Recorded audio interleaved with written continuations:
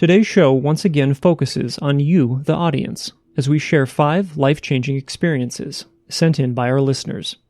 I know you'll appreciate them as much as I do, so let's start the show. The first time it happened, I was sleeping and woke up because I felt a hand on my leg and I realized that I couldn't move. And he come across this object on the ground, which was the shape of a flying saucer. So he jumped out of his pickup and went down there, and there was 4 beings laying on the ground. When I raised my head back up, I was turning my head, and out of my peripheral vision, I seen something hop to a tree. And it was tall, about 7, 8 foot tall, and it was black, real hairy, like a gorilla.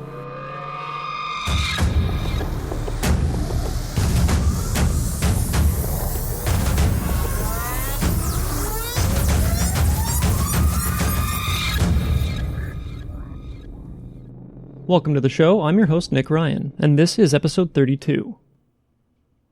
Our first story comes from a listener named Kelly, and she calls her story, Strange Voice. Kelly writes, "This first happened about 5 years ago in the state of Minnesota, where I lived with my parents. I had been bullied very badly and was in a very deep depression that I could not get out of no matter what I tried, and that led me to try and end my life countless times through a 3-year span from the age of 16 to 18. The first time I encountered this voice, it was probably my 3rd or 4th time I tried to end my life, and I was very confused because the voice was in my head, but it wasn't my voice, and I didn't really hear it, but more like felt the voice speaking, feeling it tell me to stop, that there was a better life waiting for me, and someone very special was going to need me if I could just hold on. This happened many times within the 3 years that I went through the depression, and the last time the voice came to me was the last time I tried to end my life.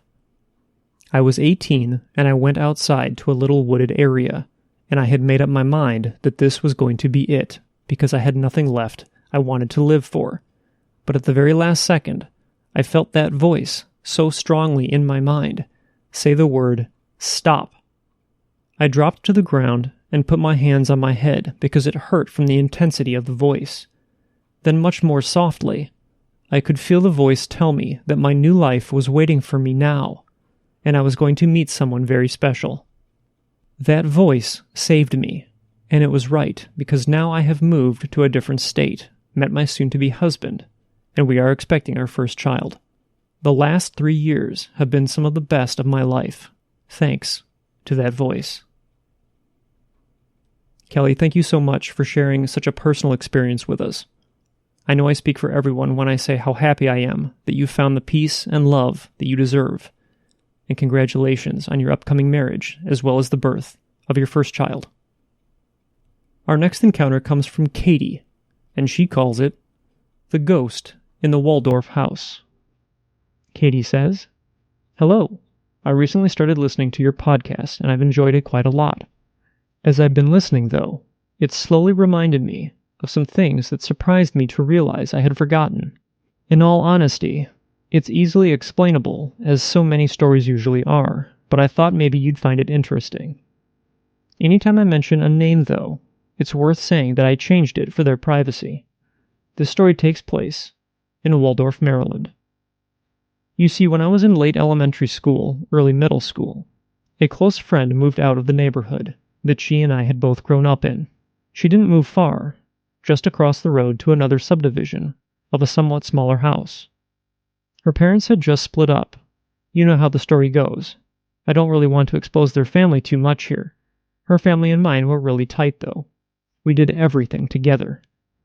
My family obviously volunteered to help them move into their new house. The house itself wasn't anything out of the ordinary. It had no weird vibe if you were just looking at it from the street. It was just a regular 2-story home with 3 bedrooms. One for her mom, one for her, and one for her brother who lived with multiple different ailments since birth that had left him requiring constant care. When you first walked into the house, the stairs were directly on the left and then led to a thin hallway that spanned the width of the house. The first bedroom was my friend's room. Then at the end of the hall was the master bedroom, right next door to her brother's bedroom, in case he ever needed help during the night. Most of the day was pretty benign. We carried boxes out of one house, onto a truck, then into the new house, like any other move. It took a long time, since her mom also had to watch her brother, so it was a mixture of my mother, friend, and I handling a lot of the smaller boxes, while my brother and his friends helped with larger furniture. It was a long day, but I can still remember how it ended quite clearly. I was carrying another box of toys to her brother's room. I set it down just as her mother called up that it was quitting time and we were all going to go out for dinner, which was of course exciting after such a long day. I put the box down and quickly went back into the hallway, heading for the stairs. The lights were out and the sun was just beginning to hit that magic hour that casts everything in that hazy, warm dusk light. As I passed my friend's room, I saw it aglow as the fading sun lit up the garishly pink walls the previous homeowners had left behind. It left her room looking a bit dusty and cloudy, just from the way the sun was filtering in from the dark pink wooden blind slats. I saw my friend there kneeling on the floor in the middle of the room, going through one of the boxes. It's worth saying that I didn't stop and look directly at her. I saw her in that way you do when you walk past a room. Someone was there in the corner of my eye, silhouetted from the dying sun. Obviously, it had to be my friend. I didn't think anything of it. I said, "Come on, it's dinner time," as I passed and excitedly turned the corner and went down the stairs without another thought. My friend was already at the front door. Everyone was already at the front door. It's a moment that still stands crystal clear in my mind, even as a lot of my childhood slowly becomes fuzzy. It was the first time that something I had seen on TV, something that I had never thought possible, never worried about, happened in real life.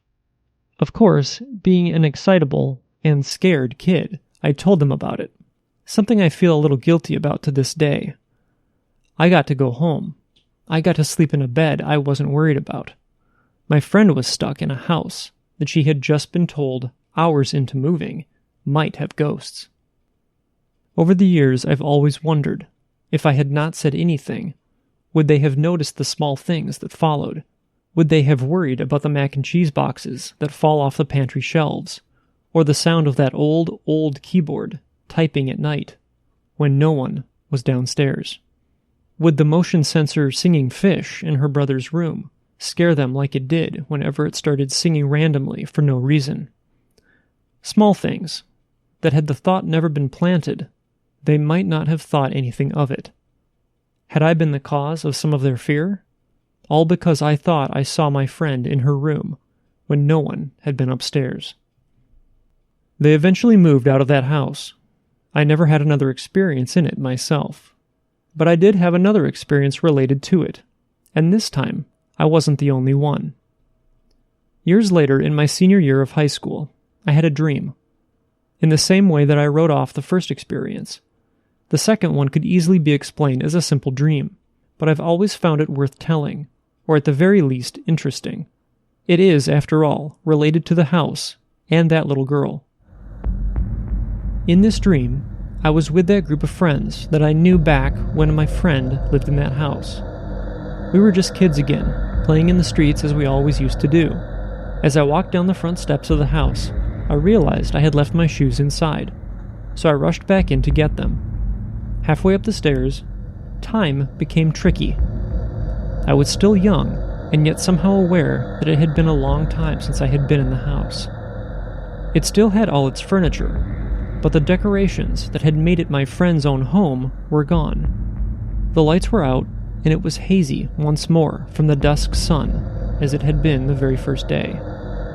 I didn't even make it upstairs before the thought occurred to me, oh right, this place is haunted. I never wanted to come back here. I turned tail and rushed back down the stairs and out the door, but when I tried to close the door behind me, it stopped just a few inches short of the doorframe, as though something or someone had grabbed the handle at the last second from the other side. I turned, unable to stop myself. The door opened, and she was there, a girl in a nightdress. I don't remember a lot of the details about her. Like the first time I had seen her, her form was clear, a young girl my friend's age, tall and willowy like she had been, with long, light brown hair, but small details were lost in a silhouette haze. All I can remember is that the moment I saw her, I was certain of two things. It was the same girl I had seen in my friend's bedroom, and she was not happy that I had been gone for so long. I screamed so hard I woke up choking. I didn't go back to sleep that night, but I didn't think anything of it, other than the fact that I had a nightmare, and somehow old memories had gotten tangled up in it as brains so strangely do sometimes. I didn't mention it to my mom right away, mostly because my mom beat me to it. A day or two after, my mom was talking to me as we were making dinner, and she very casually said, "Oh, by the way, Miss Smith called today." She said it in that light way that people do sometimes when you suddenly hear from someone you had once been really close to, but had lost touch with for a long time after they move away, excited, although a little surprised. She told me how my friend and her brother were doing very well, and loved where they had moved to, but it was the reason why my friend's mom had called that unsettled me. It is the only reason why even now, after all these years, I sometimes wonder what truly happened in that house, if it wasn't just imagination. My mom said, "Yeah, you won't believe why she called. Evidently, your friend told her the other morning that she had a dream about you. You were back in the house. You know, the one they moved to in the neighborhood across the road. She doesn't know why you were in the house, or why she wasn't, just that you were. But here's the kicker. Her mom had the same dream the same night. Weird, right?" The night that they had this shared dream was the same night I had my own. Since then, I haven't dreamed of the little girl, or the house. I don't even live in the same city anymore. Like this moment, I sometimes remember others, unrelated to the house, usually small and benign and explainable, sometimes not. Oftentimes, I forget how many of them I've had until I start listing them, until I see just how many there actually have been. But each, except one, has been small enough to write off. A night terror that left me choking. A nightmare that left me with a bruise. A figure in the hallway. Another I still don't like to speak about. Things like that. Night terrors are well documented as a natural occurrence. A nightmare could easily coax the body into accidentally hurting itself. The figure was probably a trick of my eyes. The girl in my friend's bedroom was probably just a little girl's imagination. And the last one, I was probably just tired. But there's always just enough to leave me wondering, what if? Thank you, Katie. Katie, thank you for sharing your story with all of us.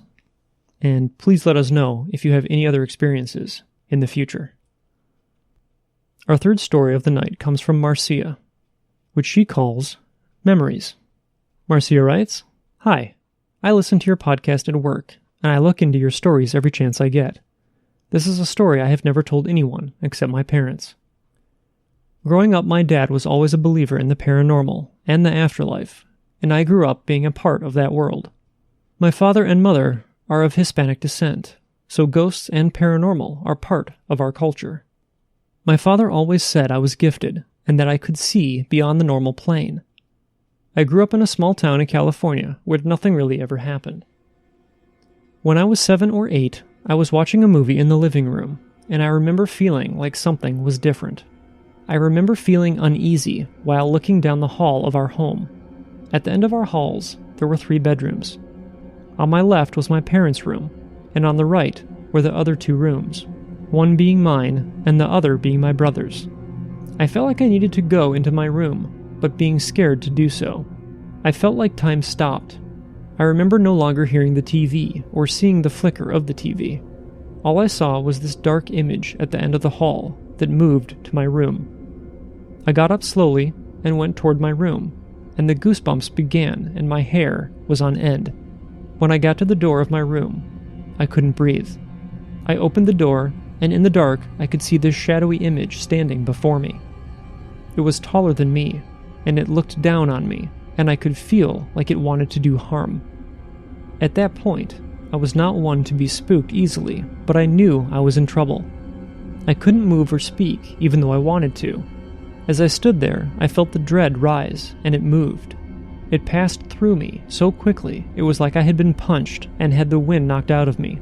I fell to the floor and was shaking. As soon as I hit the floor, it was gone. I threw up from the pain and probably the fear as well, and could not stop crying and shaking. When my parents asked what had happened, I told them, and my dad looked scared for me. He scooped me up in his arms and checked my stomach, and there were scratches and a bruise about the size of his hands. My dad had what I referred to as bear paws, just for reference. When he saw it, his eyes widened. He said he'd never been so scared, and my dad was a Marine, so for me, that's hard to imagine. I only ever saw that entity one other time in my life. I watched it try and claw its way out of my wall when I was about 13, and still living in the same house. I felt the same fear and dread as I did when I was younger. It got about half of its body out of the wall, and then it disappeared as though it couldn't get through. Thank you for reading, Marcia. Marcia, your account sounds horrifying, and I'm grateful that you were able to get past it and share it with us. I truly appreciate it. The fourth story comes from Jana. She calls her encounter ghosts. Jana says, I've had 2 experiences recently, which might be paranormal. I normally consider myself a skeptic, but I can't find an explanation for these experiences. The first one was about 6 or 7 weeks ago. It was in the morning, I think about 9 a.m. I had just woken up and was lying in my bed, trying to fall asleep again, as it was Saturday and I could sleep in, when I heard loud footsteps, which seemed to be in my room. They were really loud, as if someone was walking on heels or heavy boots. Obviously a bit confused, I looked around my room when I saw a shadow on my wall. It was just walking around. As soon as I looked at it, it disappeared. At first, I thought that this might be my mother's shadow from outside my room or something like that, but I tried to recreate this experience to see if you can actually see a shadow from outside my door, and you can't. Also, I cannot think of a reason why my mother would walk around in heels or boots at 9 a.m. on the weekend. After that, I hadn't had an encounter for 5 to 6 weeks. Then one afternoon, I was sitting in my room and looking out the window because there was a thunderstorm, when suddenly I saw a reflection of what seemed to be a human figure in my window. I immediately turned around, thinking it was my mother coming into my room, but no one was there. When I looked back into the window, the reflection had disappeared. At this point, I was really scared, and had goosebumps and all. I still felt as if something was there, so I went into my sister's room and spent the rest of the afternoon there. After that encounter, I had nightmares every day until 2 days ago, and I woke up at exactly the same time every night, 4:30 a.m., which I thought to be really weird, because I hadn't had a nightmare in ages. The nightmares stopped the day that I decided that I wasn't going to be afraid of the nightmares or the supposed ghosts in my room, and that I'm just going to sleep peacefully, which I also thought to be a weird coincidence. I'm not sure if this is indeed a ghost or something completely different, but I believe that this might be a possibility. I'm really interested in the paranormal, even though I don't believe in most of it, and started to listen to this podcast shortly after the second encounter. I figured that you might have more experience with this kind of thing, and that submitting my story might help. What are your thoughts about this? Jenna, thank you for sharing your experience. I would be really interested to know what the history of your house is, and if anyone has passed away inside the house. I'm really hesitant to guess at what might have caused your experiences, but if anybody listening has had a similar experience, I'd like you to please reach out to me, and I can pass your information along to Jana. Jana, if you continue to have any experiences like this, please feel free to get in touch with me again, and we'll go from there. Our fifth and final tale of the night was written by Celestia in Utah. She calls her experience past lives. She says, "My name is Celestia, and I've lived in Utah all my life. I was raised to be open-minded about what might be out there, and from a young age I was told that I had an old soul. When I was a child of 4 or 5, I would have nightmares of being burned at the stake. I would tell my grandmother what happened in such great detail that she would often go silent for several moments, sometimes stretching into hours, before she would tell me it was just a bad dream.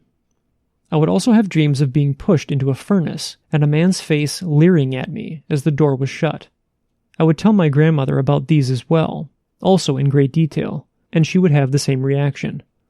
Eventually the nightmares stopped, and it wasn't until I was older, maybe middle school or high school, and learning about the Salem witch trials, and the Holocaust that I realized what my dreams had been. The nightmares about the Holocaust happened more often over the years, up until I met my friend. We'll call him Rob, and this is when the dreams stopped for good. Rob's face is an exact replica of the one from my nightmares.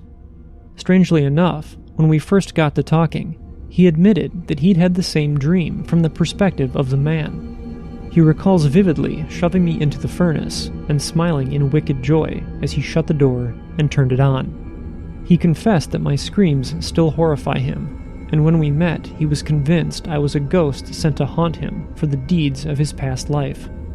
Rob and I stayed close for several years, and he was actually with me for my second notable past life encounter. In Utah, one of our big claims to fame, if you want to call it that, is that Ted Bundy was not only active here, but also had a cabin up in Emigration Canyon. It's always been a hotspot for kids to go exploring in search of something paranormal. Given how sensitive I've always been to things like that, I wasn't ever interested. I was completing my second semester of college when Rob convinced me to go in with him and his friends. All that's left of this cabin that had been there is a cellar where Ted allegedly had some of his victims. The cellar itself is typically colder than outside by a good 10 degrees or so, and there are often floating lights and misty shapes that can be seen. While we were out there, I had this ridiculous aversion to the cellar. The closer I got, the more nauseous and faint I felt. Standing in the entrance, I actually felt my body break into a sweat, and I was shaking as though I was shivering. The group convinced me to go into the cellar, and I fell to my knees gasping for air. One of Rob's friends had to carry me out, as I couldn't physically move. Once I was a good distance away, I was able to regain my composure, and I felt the need to wander around in a different direction from the rest of the group. After several moments of not knowing what I was looking for, I stumbled upon an incredibly well-preserved canvas. It isn't strange to find bits and pieces of furniture out there, left over from what used to be Ted's house. Still, most of the items you find are tarnished, broken, and obviously worn down. This was different, and when I picked it up to see what was on the canvas, I felt a strange feeling of being connected. My favorite flower is an iris, and that's what was painted on this canvas. It was a vase full of the most intricate detailed purple irises. Despite it being early spring, and the fact that there was still snow on the ground, the only damage to the canvas was a single tear in the bottom left corner. The canvas itself wasn't even wet. Smoothing over the torn corner, I saw the name Layla and the date 1974. The strangest sense of calm came over me then, and I felt a sense of warmth flood through me, even though it was below 40 degrees where we were. Holding that painting, I had a clear vision of where it had hung, and even of Layla, myself, painting it. With the calm and warmth was also an overwhelming sensation of sadness and pain. Layla had died here. I never found her name on the list of Ted's known victims, but I know without a doubt that she was here. I put the painting back, and we left pretty quickly after that. Rob was so freaked out after this encounter that he decided we needed some time apart. It's been almost 10 years now, and while I dream of that place and the painting, I haven't wanted to go back. I also haven't heard from Rob, but a mutual friend informed me that he goes back on the anniversary of our outing and leaves irises at the entrance to the cellar every year. Celestia, I appreciate you writing in and sharing what has to be one of the most interesting stories that I've ever heard. Please contact me if you have any other experiences in the future. Again, I'd like to say a huge thanks to Kelly, Katie, Marcia, Jana, and Celestia for sending their stories into the show. I learn something every time I read one of your experiences, and I feel extremely humbled by your openness. I know we all enjoy hearing one another's stories, so if you have an interesting tale to tell, please contact me at paranormalmysteriesPodcast@gmail.com, or you can visit paranormal-mysteries.com. You can also get involved by joining our forum and by following us on social media, and you can support the show by subscribing and sharing it with your friends. New episodes are available on all of your favorite podcast apps, including Apple Podcasts, iHeartRadio, and Spotify. From all of us at Paranormal Mysteries, thank you for listening, and please remember, don't wait for the unknown to come to you. Get out there and find it.